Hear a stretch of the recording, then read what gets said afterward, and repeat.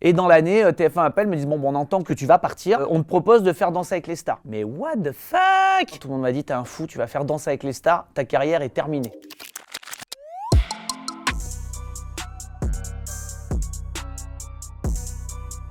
Je travaille dans des émissions télé que peut-être vous avez vues ou que votre mère a vues. Qui veut gagner des millions, Danse avec les stars, Masked Singer et puis Camille Images.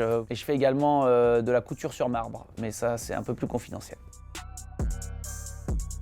J'ai fait des études de management. Je commence en tant que stagiaire chez Fun Radio et puis un beau jour, ils ont eu besoin de quelqu'un à l'antenne. À 2 jours de lancer une nouvelle émission, ils avaient une place au micro, ils ne savaient pas qui mettre. Et ils ont pris sans doute en se disant que je faisais des blagues dans le couloir, mais surtout que j'étais pas cher. Donc ils prenaient pas un gros risque. Ils ont mis le stagiaire à l'antenne, c'était moi. J'ai fait 15 jours d'antenne, donc j'ai mis 2 ans à attendre de pouvoir toucher un micro sur Fun Radio. 15 jours après, Énergie m'a appelé pour me recruter pour venir sur la matinale. Et moi, c'est la première fois que je voyais une émission. Je croisais Arthur qui allait faire son émission Planète Arthur et tout, c'était dingue. Mais en même temps, c'était une période de vraie galère de thunes. J'étais tout seul à Paris, on connaissait personne, j'avais absolument pas de famille. Tu vas à la laverie, j'avais 3 chemises que je lavais et que je mettais 2 fois dans la semaine. Il y avait une fille qui me plaisait, je pouvais même pas l'inviter au resto parce que j'avais pas l'argent de lui payer le resto. C'était vraiment un monde partagé dans les deux, mais bon, on avait une niaque de fou et on a travaillé dur. Hein.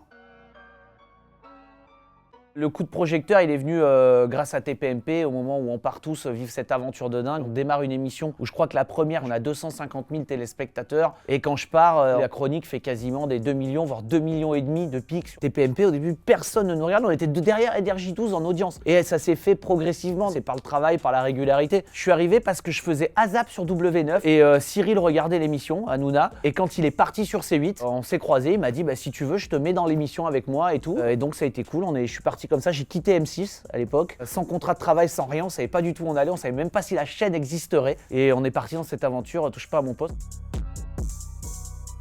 2019, je pars sur TF1 parce que c'est un peu les mêmes raisons pour lesquelles j'ai arrêté la radio aussi. Quand on sent qu'on a donné tout ce qu'on avait à donner, je pense qu'il faut arrêter avant de lasser les gens. Je préfère laisser, je l'espère, je croise les doigts, un bon souvenir aux gens, que ce soit à la radio, dans TPMP, avant de faire l'année de trop. Quand je dis j'arrête TPMP, je ne sais même pas où je vais. Et dans l'année, TF1 appelle, me disent bon, on entend que tu vas partir, on te propose de faire Danser avec les stars. J'en parle un peu autour de moi, tout le monde me dit, et moi le premier, mais what the fuck? Tout le monde m'a dit t'es un fou, tu vas faire Danser avec les stars, ta carrière est terminée. Et donc je me dis je suis obligé d'y aller parce que c'est tellement lunaire que moi je me retrouve là-dedans que c'est pas possible que ça marche et donc j'y vais pour ça. Je pense que c'est l'émission la plus folle à faire, la plus dingue. Il y a une possibilité énorme, le plateau est immense, on a la chance d'avoir un casting génial donc ça permet de se marrer avec des Taïk, avec des Michou, avec des Bilal et c'est génial.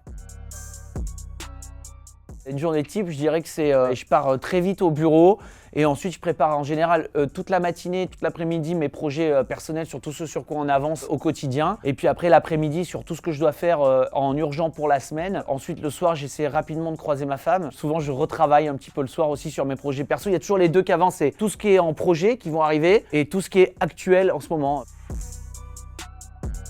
C'est un métier qui est très exigeant, je pense qu'il faut travailler beaucoup parce que c'est ce qui permet le plus de s'amuser, d'improviser, de faire n'importe quoi, c'est d'avoir un petit peu calé en amont ce qu'on voulait faire. On a la chance, nous tous, de faire un métier qu'on voulait faire quand on était petit, on a la chance de faire un métier passion. On est vraiment des privilégiés, donc je pense qu'on doit aux gens qui nous écoutent, qui nous regardent, qui nous suivent, d'avoir en tout cas bien travaillé et de ne pas se moquer d'eux et de pas le faire par-dessus la jambe ou bâcler.